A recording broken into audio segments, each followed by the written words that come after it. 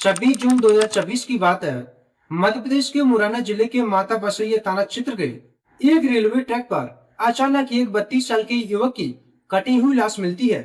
Police मौके पर पहुंचती है और उसकी पहचान बलराम के रूप में होती है। पुलिस को लगता है कि यह शायद एक सामान्य आत्महत्या का मामला है, लेकिन असली खौफनाक मंजर तो अभी बलराम के घर के अंदर पुलिस का इंतजार कर रहा था। जब पुलिस बलराम के घर का दरवाजा तोड़कर अंदर दाखिल होती है तो वहां का नजारा देखकर मजबूत से मजबूत दिल वाले पुलिस ऑफिसरों के भी पैर कांप जाते हैं। घर के अंदर बलराम की पत्नी रविता और उसके दो मासूम बेटों की लाश खून से लथपथ पड़ी हुई थी। एक हंसता खेलता पूरा परिवार एक ही झटके में पूरी तरह खत्म हो चुका था।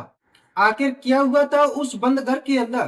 क्या एक पिता ने अपने ही कलेजे के टुकड़े और पत्नी को बेरहमी से मौत के घाट उतार दिया? ग्रामीणों की माने तो इस खूनी खेल की शुरुआत गांव में हुई एक भागवत कथा के दौरान हुई थी, जहां पत्नी का डांस करना पति को इस कदर नागवार गुजरा कि उसने पूरे परिवार को ही मिटा दिया। लेकिन क्या वाकई सच सिर्फ इतना ही है या इसके पीछे चरित्र पर शक का कोई और गहरा राज छुपा था? जानने के लिए वीडियो में अंत तक बने रहिए। नमस्कार दोस्तों, मैं आनंद और आप देख रहे हैं क्राइम इन्फो। इस दिल दहला देने वाली घटना की शुरुआत होती है मध्य प्रदेश के मुरैना जिले से, जहां 32 साल का बलराम कुशवाहा अपने परिवार यानी पत्नी रविता और दो मासूम बेटों के साथ रहता था। बलराम और रविता के बीच पिछले काफी समय से सब कुछ ठीक नहीं चल रहा था। उनके बीच अक्सर पारिवारिक विवाद होते रहते थे। कहा सुनी दोनों में इतनी बढ़ गई थी कि रविता अपने मायके चली गई थी। लेकिन घटना से ठीक 2 दिन पहले ही रविता अपने मायके से वापस ससुराल लौटी थी। घर में अभी शांति बहल भी नहीं हो पाई थी, लेकिन दोनों के बीच एक पुरानी बात को लेकर दोबारा भयानक झगड़ा शुरू हो गया। ग्रामीणों और स्थानीय लोगों के मुताबिक कुछ समय पहले गांव में एक भागवत कथा का आयोजन किया गया था। इस धार्मिक कार्यक्रम के दौरान रविता ने वहां मौजूद लोगों के सामने डांस किया था। बलराम को अपनी पत्नी का इस तरह सबके सामने नचना बिल्कुल पसंद नहीं आया था। वह इस बात से बुरी तरह नाराज था। इसी एक बात ने दोनों के बीच के मतभेदों को एक सुलगती हुई आग में बदल दिया, जो रविता के मायके से लौटते ही और ज्यादा भड़क गई। बात सिर्फ एक डांस तक ही सीमित नहीं थी। जैसे जैसे पुलिस ने गांव के लोगों से पूछताछ शुरू की, कहानी में एक और डार्क एंगल सामने आया। ग्रामीणों के अनुसार बलराम अपनी पत्नी रविता की चरित्र पर भी शक किया करता था। शक का यह कीड़ा बलराम के दिमाग में इस कदर घर कर चुका था कि उसे रविता की हर बात गलत लगने लगी थी। हालांकि पुलिस का कहना है कि चरित्र पर शक के दावों की अभी कोई आधिकारिक पुष्टि नहीं हुई है। यह फिलहाल स्थानीय लोगों की बातें हैं, जिनकी हर पहलू से जांच की जा रही है।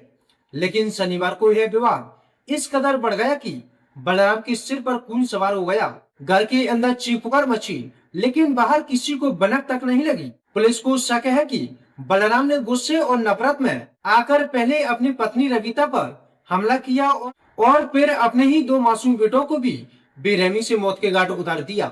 जिन बच्चों की हिफाजत की जिम्मेदारी एक पिता की थी, वही पिता उनका कातिल बन चुका था। अपनी पत्नी और 2 मासूम बच्चों को खत्म करने के बाद जब बलराम के सिर से गुस्से का भूत उतरा तो शायद उसे अपने किए भयानक गुनाह का एहसास हुआ। पूरे घर में बिखरा हुआ खून और अपनों की लाशें देखकर वह पूरी तरह टूट चुका था। उसे समझ आ गया था कि अब वह कानून और समाज से कभी बच नहीं पाएगा। इसी कोप में बलराम चुपचाप अपने घर से निकलता है और माता बसैया थाना क्षेत्र के पास स्थित रेलवे ट्रैक की तरफ भागता है। जैसे ही सामने से एक तेज रफ्तार ट्रेन आती है, बलराम उसके आगे कूदकर अपनी जान दे देता है।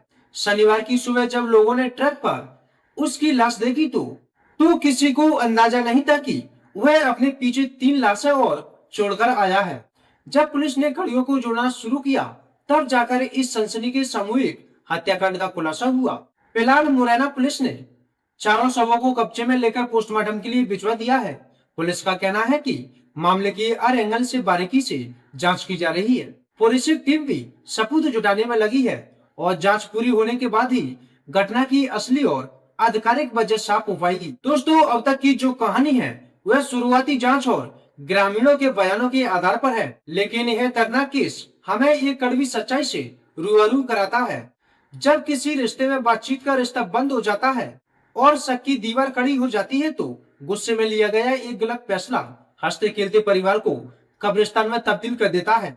अगर किसी परिवार में विवाद इस हद तक बढ़ जाए तो समय रहते कानूनी या सामाजिक मदद लेना बेहद जरूरी है, वरना अंजाम ऐसा ही खौफनाक होता है। आपकी इस केस पर क्या राय है, हमें कमेंट करके जरूर बताएं।